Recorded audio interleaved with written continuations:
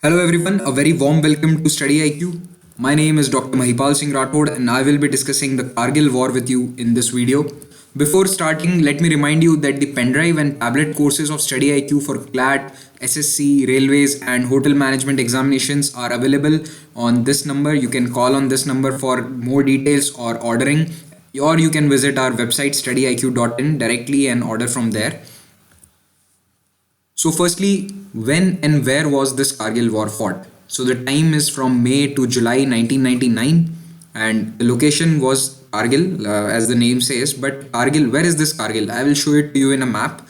So it was near the line of control in Kargil and its surrounding areas, only in that part, nowhere else. This is in the northern part of Jammu and Kashmir.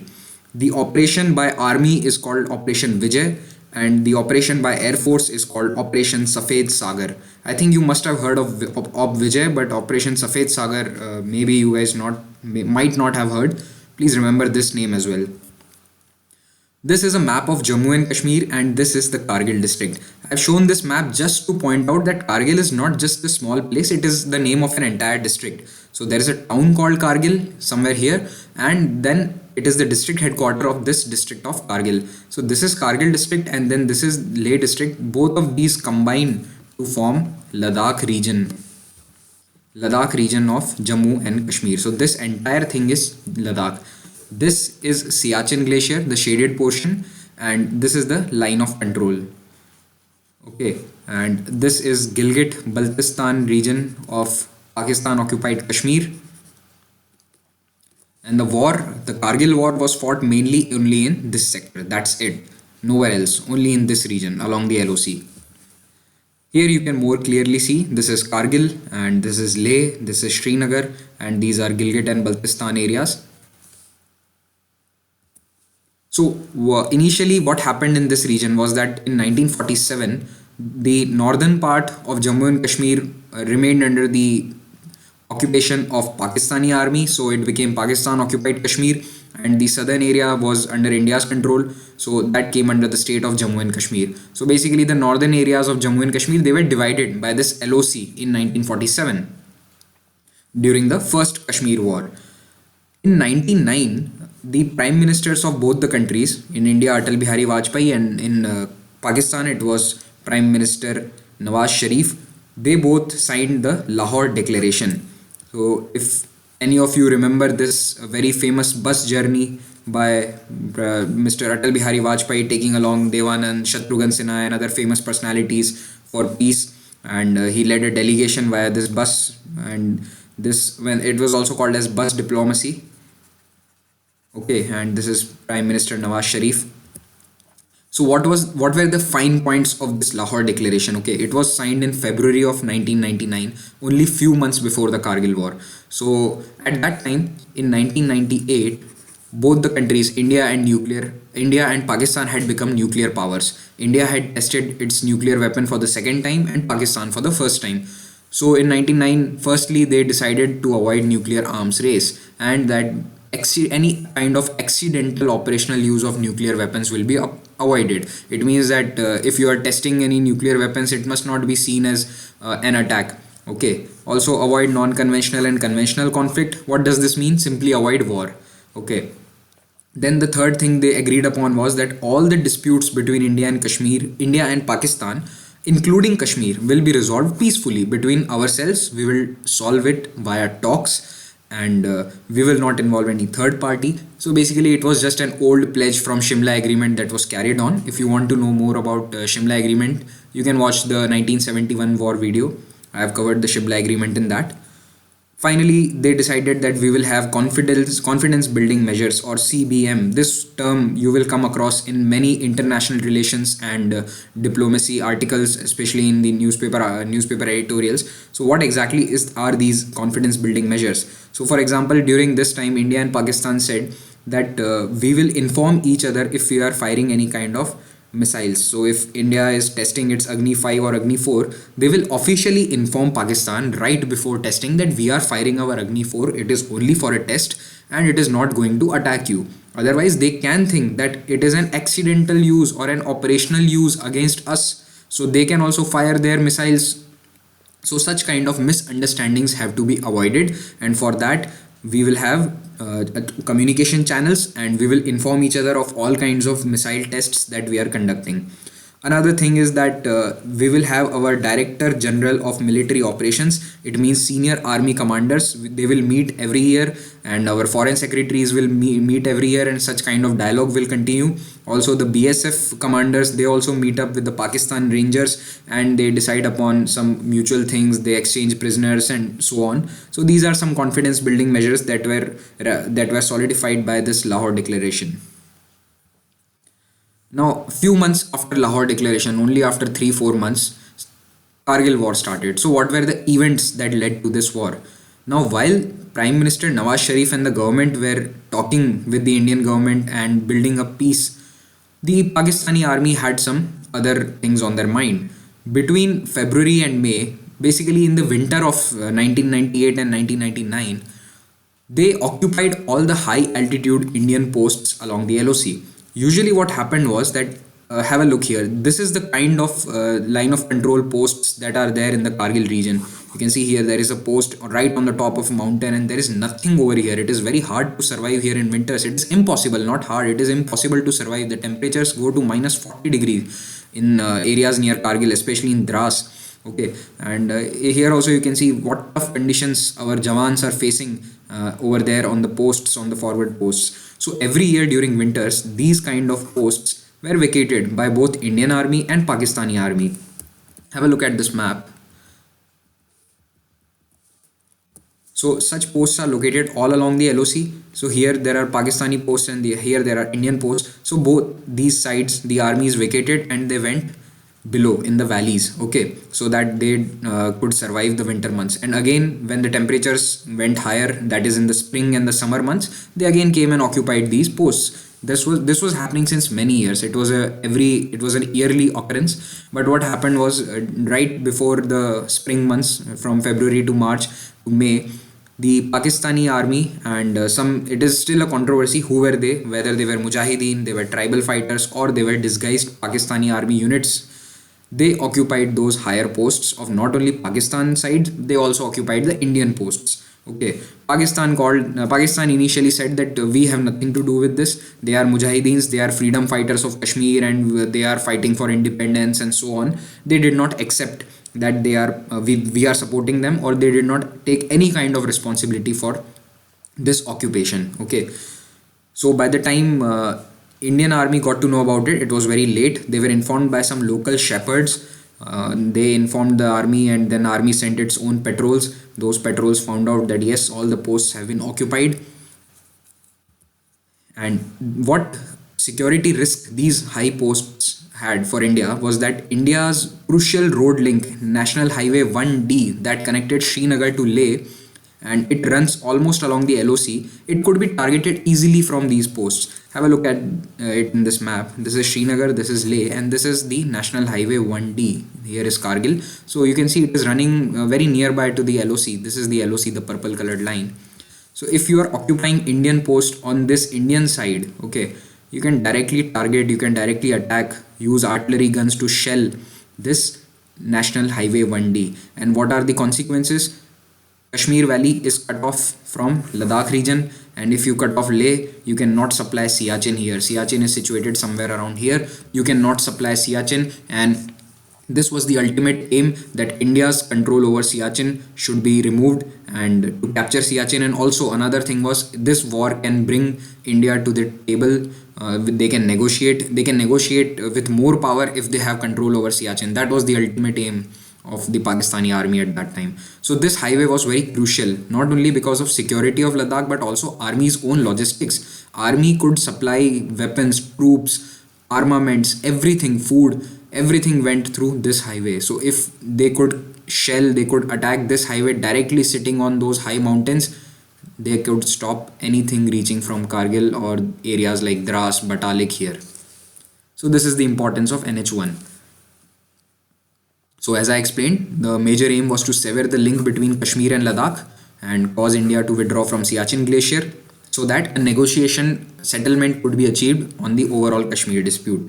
But Indian Army prevented that. The Indian Army and the Air Force launched their attacks on the Pakistani positions in late May, and they fought for almost 40-50 days. The war went on for almost 50 days, and by the time it was June end to July, early July, India had captured almost all of the areas that were occupied by Pakistan, but it was at a very heavy cost. And strategic peaks like Tiger Hill were captured on 4th July, Tololing was captured, and many other points. In fact, there are most of the mountains in that area are not even named. They are just peaks like 0.4053 or 0.5350 and so on.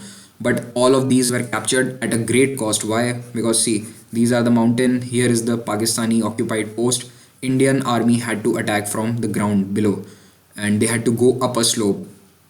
But in warfare, if you have higher ground, you are always at a better position. It is just like a fort. You cannot enter here easily, and to attack these positions you have to attack on under the cover of darkness during night time.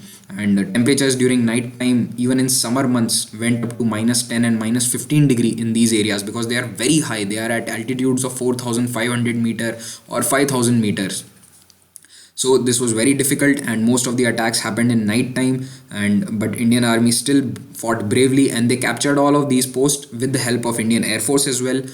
And Air Force also it was a difficult task, because flying planes at such an high altitude where the air is very thin, it poses problems for aeroplanes. Okay, airplanes do not fly at their maximum potential at such heights, and that is why it was very difficult. It was a difficult campaign for the Indian Air Force as well. But still, they succeeded by 4th July to capture most of the areas. At the same time, what Nawaz Sharif, the Pakistani Prime Minister, did was he went to USA. He went to President Bill Clinton and he asked for help. But Bill Clinton said that no, we won't help you until you bring your troops back to LOC, behind the LOC into the Pakistani area. So earlier Pakistan was saying that it is not even our army which is fighting, they are not our troops. But on 4th July, under US pressure, Nawaz Sharif ordered the pullout of troops from Indian territory on the other side of the LOC on 4th of July. So this is a photograph of Bill Clinton and Nawaz Sharif in that meeting in Washington. Finally, after a few days of that, the fighting finally subsided on 26th July, and that is the day that is celebrated as Kargil Diwas by the Indian Army. This is a photograph of Indian Army capturing Tiger Hill, one of the highest mountains of that area. Tiger Hill was very crucial and very strategic because it directly overlooks the town of Kargil.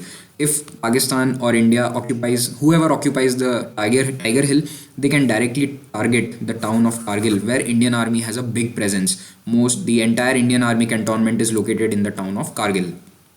So that is why it was very crucial to capture Tiger Hill, and India did that on 4th of July. This is a photograph of that. Now, this is a list of the brave soldiers who were awarded Param Veer Chakra, the highest gallantry award in the Indian Army and the Indian Defence Forces, actually. And one of them was Manoj Kumar Pandey. Then there was Vikram Batra, who famously said a line, "The Dil Mange More." I don't know for sure whether he said this or not, but they say that it was adapted by Pepsi later on in its slogan. Then there is Yogendra Singh Yadav, and finally Sanjay Kumar. So these are the 4 Param Veer Chakra awardees from the Kargil War.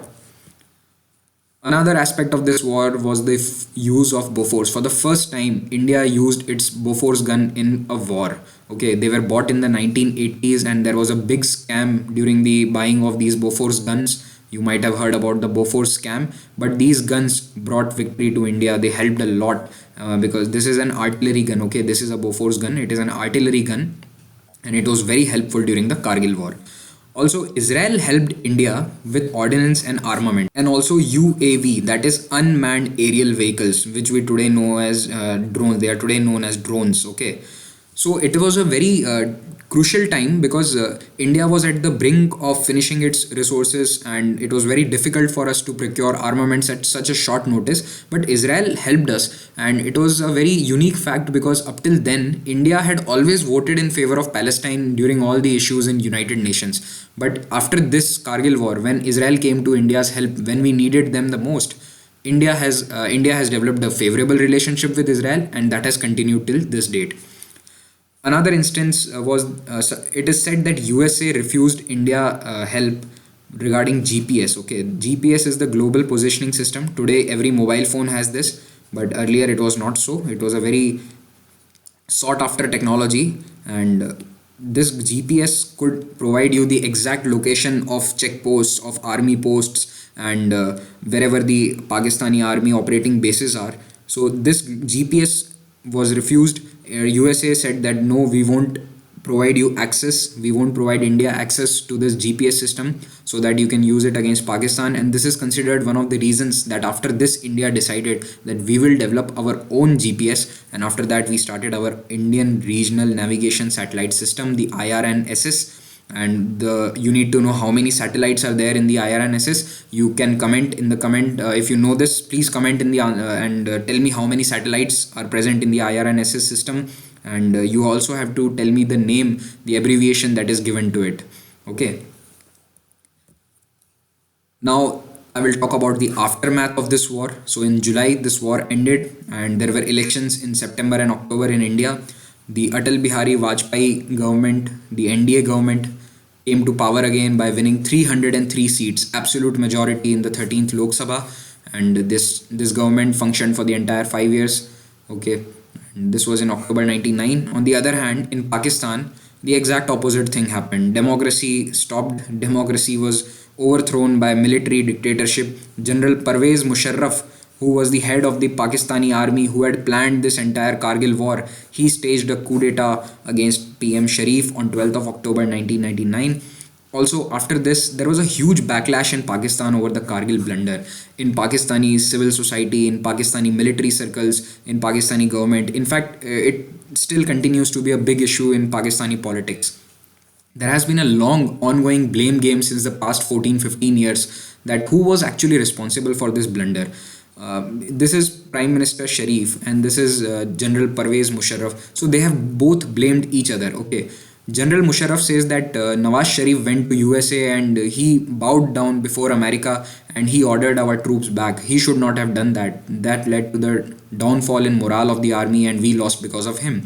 On the other hand, Prime Minister Sharif, he had always said, and he still maintains that he did not even know about the Kargil attack. In fact, it is said that he came to know only when Indian government called Pakistan and asked them that why are you attacking?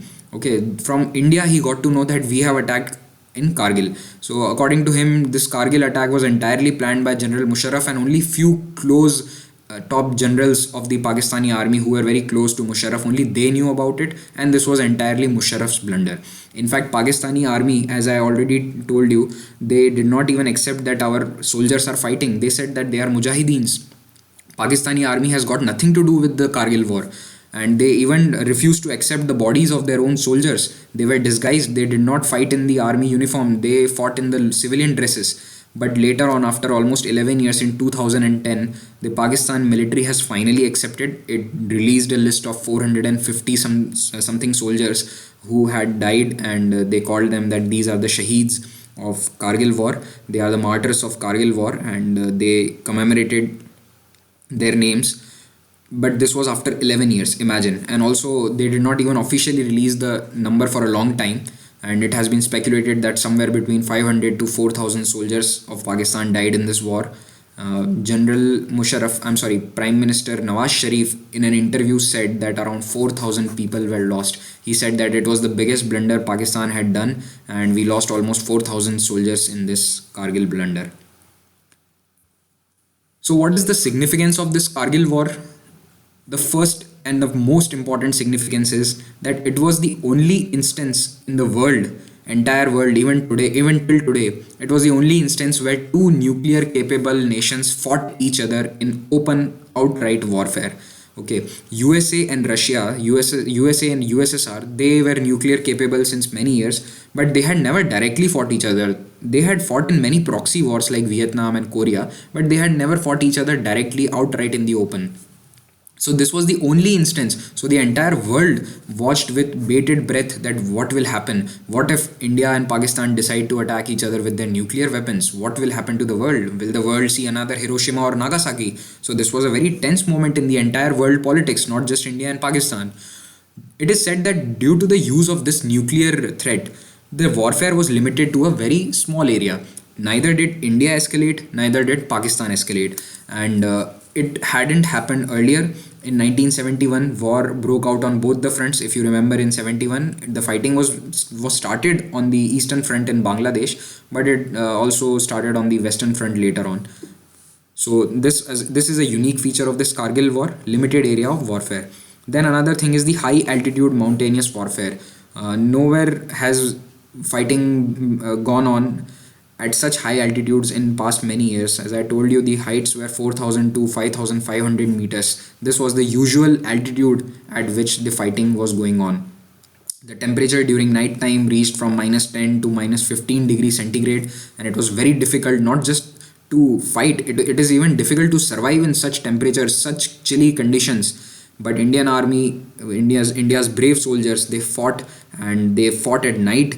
They took heavy casualties, but still they fought bravely, and they conquered all the territory back from the intruders. And it was a big logistical challenge for Indian army to make sure that all the weapons supplies are available to the soldiers at such heights. And it is still a challenge, and India is developing its border area infrastructure to help in such future wars. If there is any war in the future, then our logistics should be strengthened. Okay. Then also, for the first time, US and the West, they identified Pakistan as an aggressor and condemned it. This was the first time when USA was favorable towards India after India's independence in any war against Pakistan. In the previous wars like 71, 65, US had always favored Pakistan. But first time, USA, the G8, the NATO and the European Union, they all condemned Pakistan and released statements against Pakistan. In India, it was a unique moment because this was the first war that was beamed live to televisions all across India. Journalists like Barkha Dutt, they shot to fame during this Kargil war because they reported live from the border, they reported live from the battlefields, and many other journalists as well. This was the time when private news channels were just starting in India, and this led to a unique feature where war journalism began at a large scale. But it also led to many questions about the journalism ethics because see, it was said that due to some reporting of news channels, the enemy got to know about the location of Indian troop movements or India's locations of troops. Okay, this continues to be a debatable issue even till today. As you might have heard, in 2008, the Mumbai attacks, the news channels were reporting from right outside the Taj Mahal hotel, and the terrorists used that information to better plan their attack inside the hotel. So this is an ongoing debate. I hope you understood and liked this video. Please write your answers in the comments to the questions I have asked. Thank you for watching this video.